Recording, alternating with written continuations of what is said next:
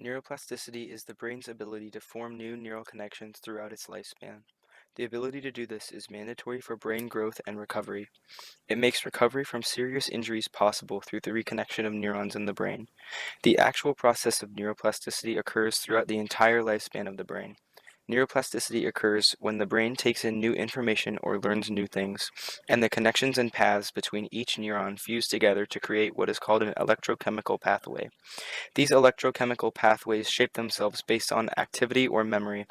The connections take place between synapses or branches of a neuron. If a certain memory or pathway in the brain is used frequently, then the pathways become thicker and stronger, and that information is more prominent in the memory. And since neurons are connected, using one neuron will cause the other ones connected to it to fire as well. We can see this process happen in these videos of me hitting at age 6 and age 15.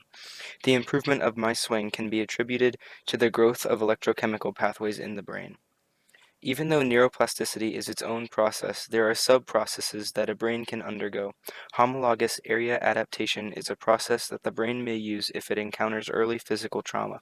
This process allows the brain to move the location in the brain where certain functions are carried out, but it has to be in the homologous or corresponding area of the brain. For instance, if the frontal lobe is damaged, it can transfer all of its functions to the parietal lobe. Cross-modal reassignment is where the brain transfers major functions to be carried out in a completely new area in the absence of a function.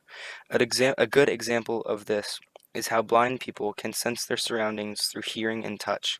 This process actually moves the functions to a completely new area of the brain, not just overcompensating with other functions. Neuroplasticity has a very large impact on learning and education.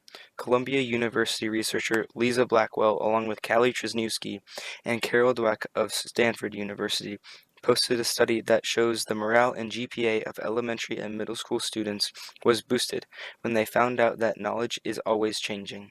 This happened because the students realized that their intelligence wasn't a set thing and can always be improved by how much they are willing to learn. Neuroplasticity can also help learning by eliminating stress. The way a person thinks can physically alter the makeup of the brain.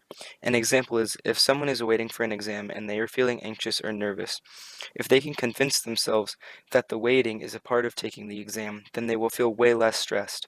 This is super helpful for learning because stress affects neurons in the part of the brain called the amygdala and the hippocampus, which are responsible for memory and emotional assessment. So if these areas in the brain are impaired, learning and retaining information will be a very difficult task. Because of all of these reasons, the process of neuroplasticity is a very important part of the growth of our brains